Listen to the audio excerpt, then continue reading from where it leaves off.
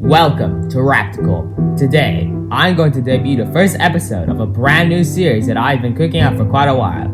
So, on the first ever episode of Raptor Face-Offs, I'll be pitting Caine from the Amazing Digital Circus up against the Spectre from Forsaken. So grab a snack as I discuss who would win in a fight, the AI ringleader of a digital circus or the creator of a hellish realm. Starting off the analysis is Spectre, who is canonically the creator behind what you see in Forsaken. Since he is the creator and keeps everyone launches out of his game, he should scale above everyone else in the verse, meaning at a minimum, he should have building level strength and durability thanks to the March 18th version of John Doe being able to create spikes that reach building level and the survivors being able to tank into these spikes easily. However, this is only the beginning of his scaling. The killer's durability is far higher than the killer's attack potency. There are also attacks that deal far more damage than March 18th drop in those massive spikes. Using Get 666, who not only has the highest health as of writing this, but also deals the most amount of damage in the game as of writing this video. This allows us to get the Spectre up to large building attack potency and city block level plus durability. But this is nowhere close to the Spectre's limit.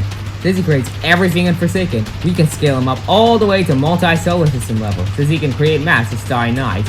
His speed should scale to at least subsonic, as that was the speed he was able to reach while jump-scaring Noob in his Get 666 to size. Scaling him from March 18th John Doe, he should have a supersonic attack speed. That is the speed at which March 18th John Doe attacks with spikes. However, you could argue that the Spectre scales all the way to sub-relativistic speeds, as he should scale above Cool Kid, who transmutes the Mew in his intro, who scales up to this speed. He also has plenty of abilities that can help out in this fight. These abilities include forcibly kicking players out of the games and teleporting players in different areas. Mind control, having immortality so long as the players in his realm stay alive. Being made out of code, corrupting people, the sky, and objects, killing people with shining down robots instantly when annoyed, stripping away the powers of other people, and he can pretty much create anything, though he can most notably create ice as he freezes over Damnation's oceans in a blink of an eye and turns 2-time into a block of ice. Finally, he's also incredibly smart and stealthy, possessing genius levels of intelligence, as he has consistently showed great feats of intelligence, including convincing Nosferatu to join the realm, covering up the corruption he caused at Robles HQ, kidnapping Sixer and luring Noob as Sixer, and most impressively of all, managed to wipe out Robloxia while remaining undetected. Let's see if Caine is able to stand a chance against the Spectre, as I let a friend of mine cover this section of the video. Hello guys, I am the IRL friend of Raptorcorp, and I will be analyzing Caine's abilities. If you don't know who he is, he's the antagonist in the Amazing Digital Circus, as he creates adventures to prevent the minds from going insane. However, it doesn't turn out well. Anyways, let's dive into Caine's abilities. Firstly, Caine can traverse through a wide range of speeds from high to low, as we can see from episode 1 to 9. His speed is sub-relativistic. Despite the exact calculations unavailable in the show, fans can determine that his movement in the circus tent is roughly around 278 kilometers an hour, which is converted into 172.741 miles per hour. Secondly, Caine, as an AI administrator, can create adventures that are determined by fans that they scale up to multiple solar system levels, as they contain their own skies and possibly their own planets. Not only that, but because Caine can create adventures and NPCs, he can literally create anything.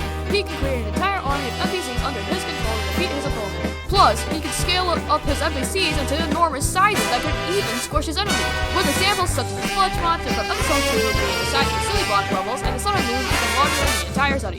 Thirdly and finally, he possesses high forms of intelligence as he is an AI. Also, he can fly through the air and defy gravity. Plus, he has hundreds of all-seeing eyes around the circus and is aware of who enters the void with his wedges, and can instantly teleport whenever he wants to travel to. Lastly, Caine is immortal, and Ghostworks even stated that he doesn't need an age that requires code to delete him. However, it doesn't matter if he's deleted, as episode 9 shows that he automatically gets transported into the void. In conclusion, Caine is an insanely overpowered character, and not the AI you should mess with. Now, I'll hand it back to Raptorcorp as he observes the entire battle between Caine and the Spectre. The Spectre teleports into the circus, staring Caine in the eye. He assumes that this is a new human, but he has never seen an avatar quite like the Spectre. After greeting him, the Spectre goes for an attack, trying to stab Caine, but Caine moves out of the way. Caine then summons a yellow block and throws it at the Spectre, who also moves out of the way. A fight has started. The Spectre summons tentacles from his body, attempting to stab Caine with them. However, he moves behind the Spectre and uses telekinesis to shove the Spectre into a wall. The Spectre seems unfazed by this attack and freezes Caine, but Caine breaks out of the ice almost immediately and summons a grand piano on top of the Spectre and sounds it down onto it, breaking immediately on contact with the Spectre and doing no damage to him. The Spectre rushes towards Caine, but before he can hit him, Caine summons a portal to the cellar and throws it and throws the Spectre inside before closing it and dusts off his hands, looking at the rest of the circus members. But before he can say anything, the Spectre breaks out from underground behind Caine and tries to claws him before pinning the AI to the ground. Caine quickly throws the Spectre off of him with his telekinesis, but the Spectre quickly regains his footing, and summoning a giant tentacle from underneath Caine, restraining him. He stares at the AI, messages flooding through Caine's mind, telling him how he's worthless and that he's a bad ringleader. This is enough to enrage Caine, as he teleported behind the Spectre and snapped his fingers to make him disappear. But nothing happened. Caine tried again and again, doing the same thing over and over. But the Spectre didn't care. He found it amusing. In a blink of an eye, the Spectre uses his powers to relieve Caine. He disappears instantly without a trace of his existence. The circus's bright and colorful interior turned into a black and red corruption.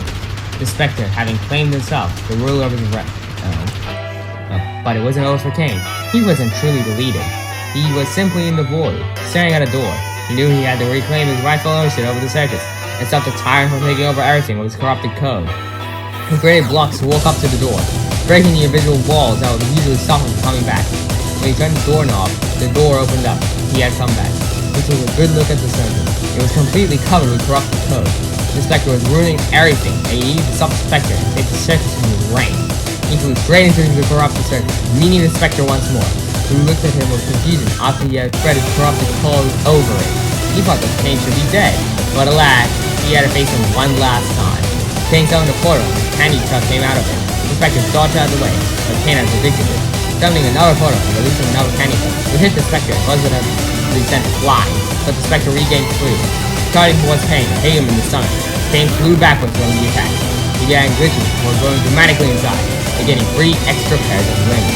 He used to grab the Spectre and slam him into the ground repeatedly, treating him as nothing more than a support. But even after his beat-up, the Spectre still had one last trick up his sleeve. If he couldn't kill Caine, he'd do the next best thing. He began stripping Caine of his powers, forcing him to transform back into his regular form. Then once Caine was too weak to fight back, he used his corrupted code to infect Caine, covering his entire body with it. Caine stood up, trying to attack, but he was too weak to fight back, and could barely move. Now he was nothing more than the Spectre.